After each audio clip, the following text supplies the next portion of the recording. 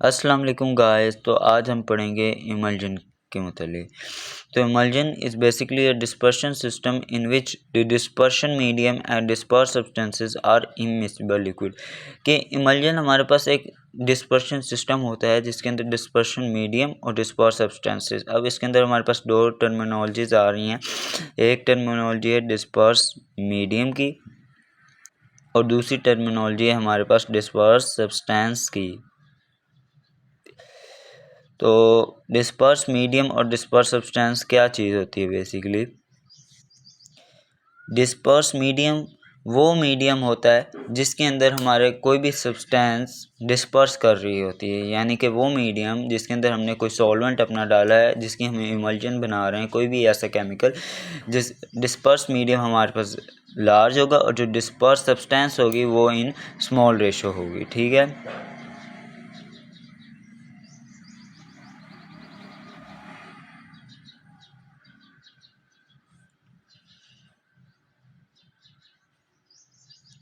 उसके बाद गाइस अब हम इसकी एग्जांपल ले लेते हैं। इसकी डिफ़ाइन बहुत ही हमने सिंपल तरीके से की है कि emulsion is a dispersion system, ऐसे सिस्टम जो डिस्पर्स करते हैं सब्सटेंसेस को जिसके अंदर dispersion medium and disperse substances are immiscible liquid. और इसकी एग्जांपल आए तो water and nut oil. Water and nut oil इसकी किस तरह एग्जांपल है। अगर हम वाटर एंड नट ऑयल को आपस में शेक करें, और शेक भी हम किस तरह करें, विगरसली शेक करें, तो एक इमल्जन बन जाती है। लेकिन ये इमल्जन जो हम बनाएंगे ये इम्परमानेंट नेचर की होगी, यानी कि ये एज अ परमानेंट नेचर की इमल्जन नहीं होगी। If how small quantity of soap is first dissolve, यानी कि इसके अंदर अगर हम सोप ऐड कर दें तो फिर ये जो इमल्जन बनेगी वो कुछ हद तक परमानेंट नेचर की बनेगी। अब यहाँ पे डायग्राम के ज़रिए हमने समझाने की कोशिश की है कि ये डिस्पर्स फेज़ है, ये वो सब्सटेंस है जो डिस्पर्स हो रही है, और ये इसका एक कंटिन्यूस फेज़ है। कंटिन्यूस फेज़ डिस्पर्स लिक्विड जो है हमारे पास इंटरनल फेज़ है। ठीक है।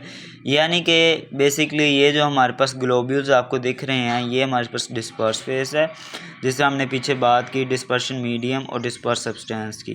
तो ये वो डिस्पर्स फेस डिस्पर्स सब्सटेंस है, और ये हमारे पास जो है कंटिन्यूस फेस इस डिस्पर्शन मीडियम। अब इसकी हम टाइप्स पे आ जाएं गाइस। तो इमल्जन्स की हमने आगे से 4 क्लासिफिकेशन की है जी। तो oil and water emulsion, oil and water emulsion कौन सी इमल्जन होती है। Basically oil and water emulsion वो इमल्जन होती है जिसका इंटरनल फेस ऑयल हो और जिसका एक्सटर्नल फेस वाटर हो। इसकी एग्जांपल है तो oil and water type usually are medicinal emulsion, यानी कि इससे ये मुराद है कि कोई भी हमने इमल्जन बनाई है लेकिन जो उसका एक्सटर्नल फेस है वो वाटर के साथ ही है, एज हमें बाहर से लगेगा कि पानी है, लेकिन उसका जो इंटरनल फेस है वो हमारे पास ऑयल है। ये हमने ऑयल एंड वाटर इमल्जन, ये इसका इंटरनल फेस ऑयल है और ये इसका एक्सटर्नल फेस हमारे पास वाटर है। तो ये बेस्ट एग्जांपल है ऑयल एंड वाटर की मेडिसिनल इमल्जन। फिर अगर हम आ जाएं वाटर इन ऑयल इमल्जन्स पे, तो इसका उससे उलट हो जाएगा, रिवर्स हो जाएगा। वाटर इन ऑयल इमल्जन का ऑयल एक्सटर्नल फेस हो जाएगा और वाटर इंटरनल फेस हो जाएगा, यानी कि इसका वाटर इंटरनल है और इसका जो ऑयल है हमारे पास वो एक्सटर्नल फेस है। फिर water in oil in water emulsion, water enclose in oil droplet then oil droplets enclose in water, यानी कि water in oil in water का मतलब है कि जो हमारे पास जो वाटर है वो पहले ऑयल की इमल्जन के अंदर क्लोज है, लेकिन फिर ऑयल वाटर की इमल्जन के अंदर क्लोज है। अब अगर हम आ जाएँ oil in water in oil, इसके अंदर हमारे पास ऑयल इंक्लोज है वाटर के ड्रॉपलेट्स में, then water droplets are dispersed in oil. तो ये इतना कोई मुश्किल नहीं है, इजीली हो जाएगा। अब हम आते हैं आइडेंटिफिकेशन ऑफ इमल्जन टाइप्स के। वेदर हमें पता चले कि ये जो इमल्जन है ऑयल इन वाटर है, वाटर इन ऑयल है, oil in water in oil है, water in oil in water emulsion है। तो उसके लिए हमने 6 मेथड्स जो हैं वो क्लासिफाई किए हैं जी गाइस। तो सबसे पहले हमारे पास कौन सा टेस्ट आता है, डिल्यूशन टेस्ट। तो डिल्यूशन टेस्ट के अंदर हम क्या करते हैं, हम डिल्यूट करते हैं जो हमारे पास होगी ऑयल इन वाटर इमल्जन वो स्टेबल रहेगी अगर हम इसको डिल्यूट कर देंगे वाटर के साथ, यानी कि ऑयल इन वाटर को अगर हम डिल्यूट करें वाटर के साथ तो इट बिकम्स स्टेबल। लेकिन अगर हम वाटर इन ऑयल इमल्जेंस को डिल्यूट करें वाटर ऑयल के साथ तो ये स्टेबल नहीं रहेगी। तो इसकी वजह से हमें पता चल जाएगा कि ये इमल्जेंस हमारे पास ऑयल इन वाटर या वाटर इन ऑयल। फिर the second test is dye solubility test. तो गाइस इसके अंदर हम वाटर सोल्यूबल डाई लेते हैं और उसे माइक्रोस्कोप के अंदर ऑब्जर्व कर रहे होते हैं।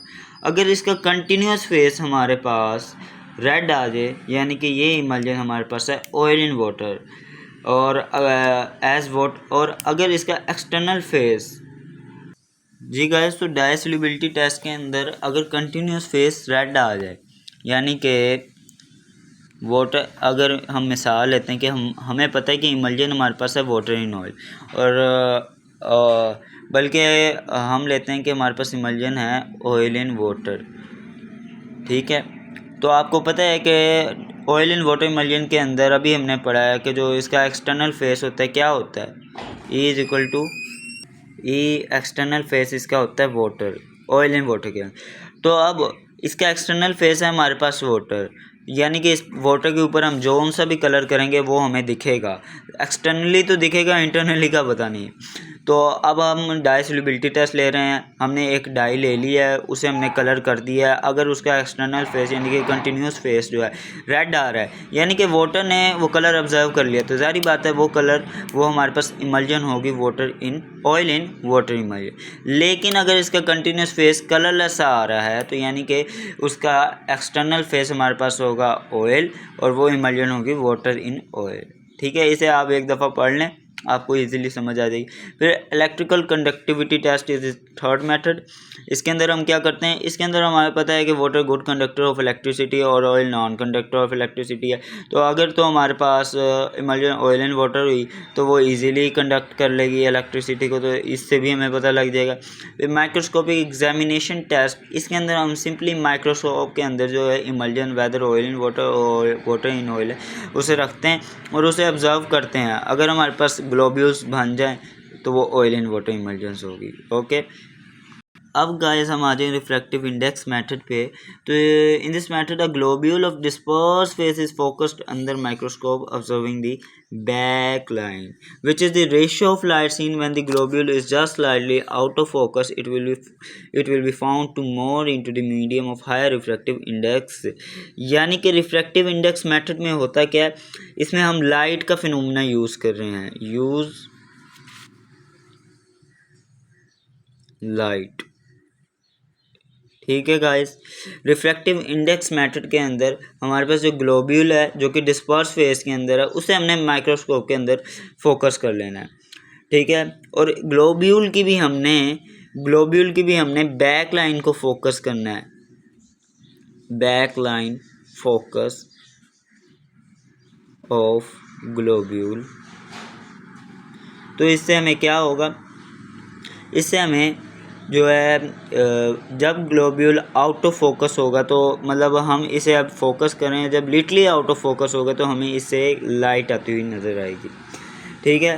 तो अब इस केस में अगर लाइट हमें ग्लोब्यूल के सेंटर में जा रही है, सेंटर में, तो हमारे पास है ऑयल एंड वाटर इमल्जन। लेकिन अगर वही लाइट ग्लोब्यूल के पेरिफेरी से जाए, ये ग्लोब्यूल है, इसकी पेरिफेरी से होकर लाइट जाए तो यानी कि ये हमारे पास इमल्जन होगी वाटर इन ऑयल। तो ये अभी मेरे पास प्रॉपर सेटअप नहीं है, लेकिन मैं इस तरह आपको समझा रहा हूँ, जहाँ से आपको ना समझ आए आप कमेंट्स में मेरे से पूछ सकते हैं। और उसके बाद लास्ट टेस्ट है हमारे पास कोबाल्ट क्लोराइड टेस्ट। इसके अंदर हम सिर्फ फ़िल्टर पेपर लेते हैं, उस पर कोबाल्ट क्लोराइड सोल्यूशन डिप कर देते हैं, ठीक है। फिर उसे ड्राई करते हैं, अगर ये ब्लू से पिंक हो जाए यानी कि इमल्जन है हमारे पास ऑयल एंड वाटर, ठीक है। फ़िल्टर पेपर लिया, कोबाल्ट क्लोराइड डाल दिया, अगर ये हमारे पास जो है इसका सोल्यूशन ब्लू से पिंक हो जाए तो हमारे पास इमल्जन आ जानी है ऑयल एंड वाटर, ठीक है गाइस। तो अब हमने आइडेंटिफिकेशंस के 6 मेथड इजीली पढ़ लिए हैं। उसके अलावा हमने इमल्जेंस की टाइप्स भी पढ़ ली हैं। हमने पढ़ेंगे इमल्सिफाइंग एजेंट्स कि वेदर इमल्सिफाइंग एजेंट होता क्या है। तो इसकी बहुत मैंने सिंपली करके डिफाइन लिखी है ताकि आप लोग को कोई परेशानी ना हो। Substance which is used to stabilize an emulsion is known as emulsifying agent. ठीक है गाइस, यानी कि वो सब्सटेंस जिससे हम अपनी इमल्जन को स्टेबलाइज कर सकें, उसकी पीएच वगैरह सेट कर सकें, वो हमारे पास इमल्सिफाइंग एजेंट होते हैं। इसे हम इमल्जेंट भी कहते हैं, यानी कि इमल्सिफाइंग एजेंट को हम इमल्जेंट भी कहते हैं। अब ये 4 तरह के होते हैं। नॉन आयनाइजिंग जिन पे कोई चार्ज नहीं होता, एनाइन यानी पे जिन पे नेगेटिव चार्ज होता है, कैटाइन जिन पे पॉजिटिव, और नेचुरल कोलाइड्स मतलब ग्लोब्यूल्स होते हैं। तो ये नेचुरल कोलाइड्स जो कि डिस्पर्स कर सकें। ठीक है, तो ये 4 तरह के होते हैं।